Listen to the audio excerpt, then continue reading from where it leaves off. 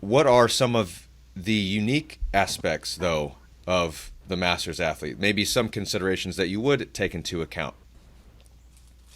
Yeah, so the thing that I think about the most with the Masters athlete is their reserve. So when we talk about aging physiology, and it can be in the musculoskeletal system, but it can be across all organ systems, we're thinking about aging as a reserve issue. And so we have our reserve that is optimized or reaches a peak between 30 and 50, depending on what system we're talking about. And then we see a gradual decline across organ systems, the musculoskeletal system, strength, power, et cetera, that have differing rates. Over time, we also have wear and tear on the body from potentially beating ourselves up in our 20s, 30s, 40s, or having 20 years of sedentary behavior. So the only differences that I really see with the Masters athlete is trying to understand where they are in terms of their process along the aging continuum and adding that as an additional layer. So I always say, like, age needs to be a factor in your programming and your rehab, but it doesn't need to be a limiting factor. It just has to be considered, because our ability to recover and our ability to handle the volume that somebody who is in their 20s would be able to handle is obviously not realistic. So that would be the only thing, but there's huge variability in that. Like, if we're looking at some of the aerobic capacity literature in the Masters athlete, oftentimes a young sedentary control is not statistically significantly different from a Masters endurance athlete. And if you really let that sink in, that how much we are really able to maintain as we get older, obviously the elite youth athlete and the elite Masters athlete, there's going to be some discrepancies. But the fact that we have a fairly sedentary youth population in general, we could probably argue that our Masters athletes are along the same level in terms of VO2 max and some of their aerobic markers is pretty incredible. So that's kind of the way that I think about it more than anything else. So the consideration on recovery seems important to me, and also the history. The older you are, the more time that you've had to accrue a history of things, so that may kind of affect your starting point. Do you find that the recovery? So do you find that a Masters athlete is able to push intensity relatively hard? It's how fast they are able to bounce back. It's like the repercussions from that, from the recovery standpoint, is the bigger difference. Yeah, absolutely. When we're looking at, so the Masters athlete literature is relatively in its infancy, and we see a lot more on the Masters endurance athlete than the Masters strength athlete. So when I'm talking about some of these studies, it is unfortunately more geared to the endurance athlete, though I think we'll see more literature coming out in the strength athlete. But in terms of the amount of times they are training per week, between youth athletes and Masters athletes, there's not a huge amount of discrepancy. For endurance athletes, they still end up in that 5 to 6 times per week. In the strength athlete, we see that they're probably in the 3 times per week versus the younger strength athlete, which is probably in the 4 to 5 times per week. So we're probably seeing that is where their ability to recover is coming into play, so that they feel most comfortable and able to progress with slightly less training frequency. And that would be where the reserve, I think, part would come in, and the recovery between sessions would come in. In regards to loss of function and muscle mass and these types of things, what are we seeing actually in as we get older in regards to being able to maintain muscle, being able to grow new muscle, being able to our hypertrophy response? What are the differences as we age from a Masters athlete to a younger athlete, and through that spectrum? Yeah, that's a really good question. So we start to see declines in strength at age 50, and that accelerates at age 70. The rate of decline is mitigated by training. We see power lost almost exponentially faster than raw strength. So weightlifting performance is going to decline significantly faster, unfortunately, than powerlifting. And we do have the research to type of support that. We've looked at kind of records and that type of thing. We think that the reason behind that is we tend to see an increased loss of type 2 muscle fibers over type 1. So those fast twitch fibers tend to be lost at a quicker rate. So that's going to impact. If we continue to train speed and reactionary power, again, we can save some of that loss, but unfortunately some of it is just we can't fix that. It's just a necessary part of the aging process.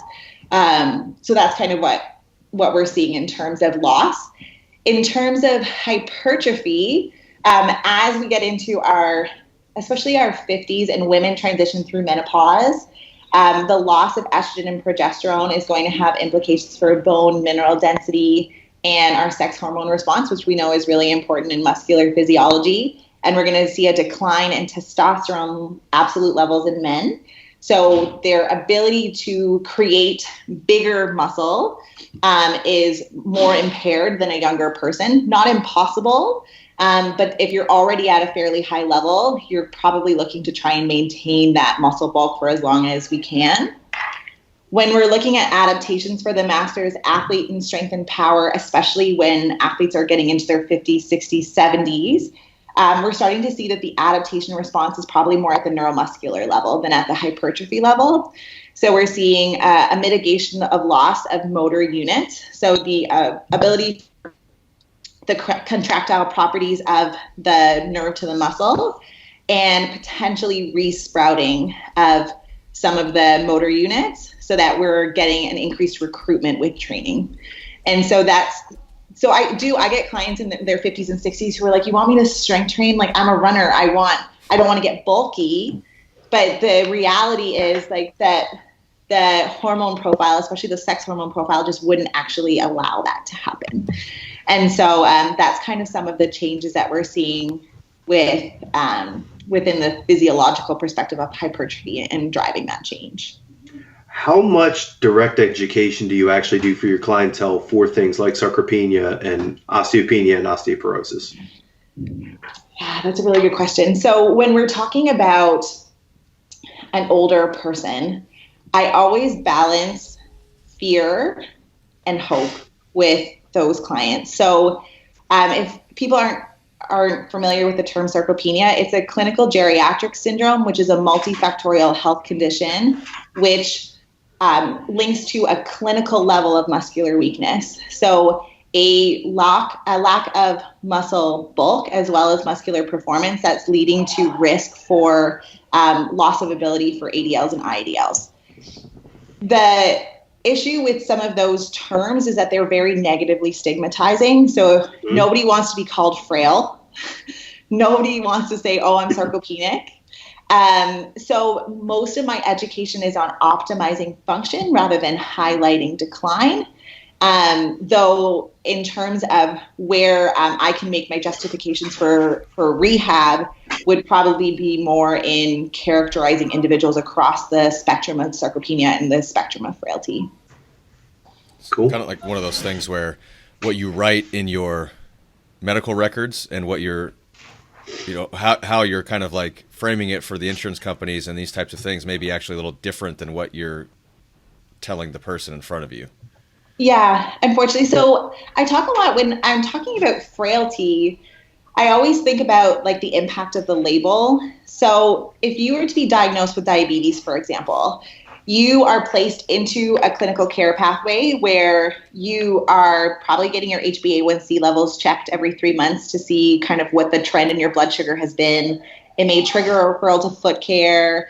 You would probably see your primary care physician a lot more frequently. So there is a initiation of events that happens with that labeling. If you're introduced as having frailty, there's bias on the side of the clinician, and there is no care pathway. It's just something that's potentially negatively stigmatizing. And so the research in frailty is starting to look at how do we transition away from that and actually do use the label for something rather than knowing that it increases healthcare utilization, makes hospitalization longer, length of stay longer, all those type of things that we know as a consequence of frailty. Yeah, it's just like a reality of the situation type of thing, but it's also like, this is a thing that this is the thing that can happen, and let's go have some fun and get strong.